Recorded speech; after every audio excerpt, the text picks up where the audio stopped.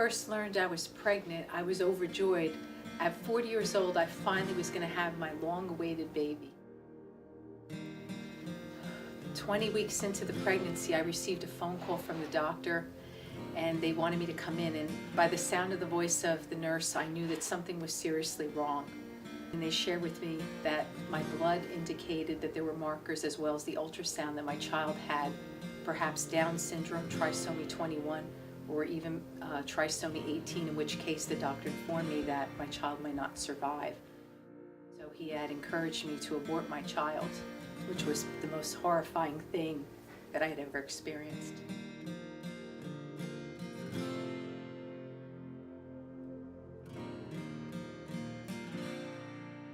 He's the greatest thing that ever happened to me. Once I got over the initial shock, I began to look at my child as a beautiful, beautiful baby that he was, not the vicious medical labels that were ascribed to him. I searched feverishly. I was on a quest. It was like an insatiable desire to learn everything I could about Down syndrome. I bought books, I read journals, I hunted for articles, I talked to doctors, I met with speech pathologists, physical therapists, occupational therapists, educators, and I just asked so many questions and read and learned as much as I could to help my son. When I saw the families that were hurting, and some had children with multiple disabilities, it really was a burden on my heart, because I noticed that they were much like me. We were invisible to the general population.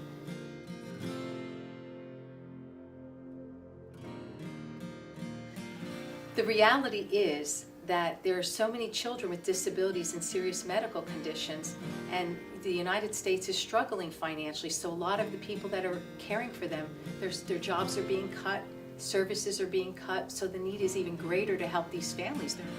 And what you're looking at, these statistics, are only a tip of the iceberg of all the different conditions out there. It hasn't even factored in pediatric cancers, rare chromosome conditions, mental illness, diabetes. There are just so many needs. We need to do something to help these families now. America requires an unbiased resource today. Our acronym, ASK, is ASK.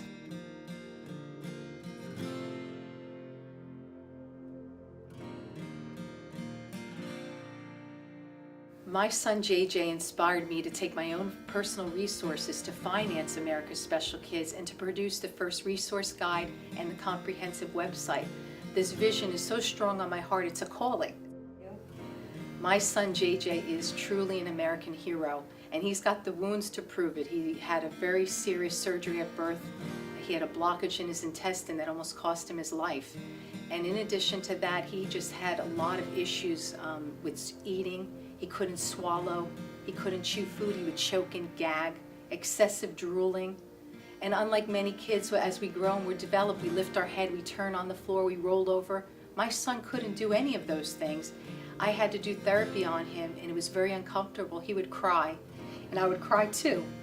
And I bought some tools, but I didn't have the finances at the time to buy some of those expensive resources, so I would create toys and therapy products.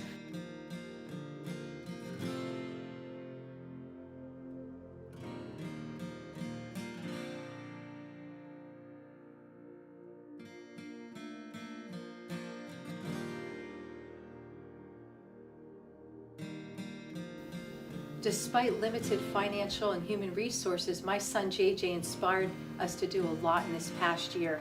I'm so excited that we've completed a comprehensive website, which families have been going on all across the US. They've been downloading our files. We provided our print guides, which circulated throughout the state of New Jersey and New York, but that we also provided on the website, so people all around the country were downloading files and helping their children.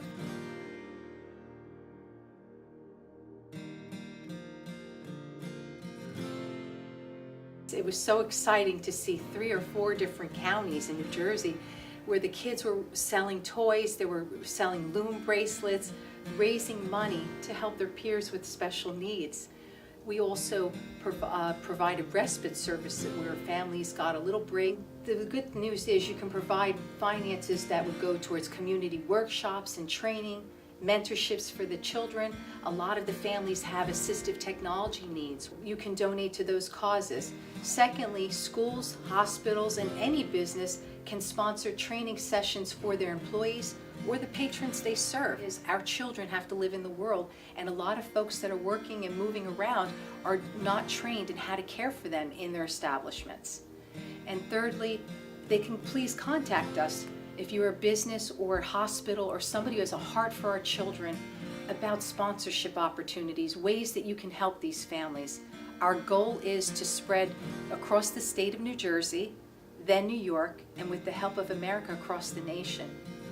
I want to thank everyone for listening and taking the time to learn more about America's special kids, our special warriors. They deserve our admiration, our respect, and our love. And with your help, we can reach America